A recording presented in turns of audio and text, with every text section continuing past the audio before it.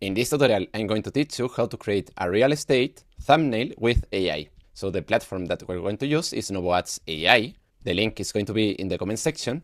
And here, we need to go to the image section and use these settings. Now here, where it says describe your image, we are going to use the following prompt that is going to be in the comment section. And now here in title, we need to write the title of our video. For example, this one. Now here, where it says text, we need to write the text that we want to appear in the thumbnail. So let's put this text. And now in reference image, in this case, if you have an image of the apartment, I recommend you to erase the no and upload the image.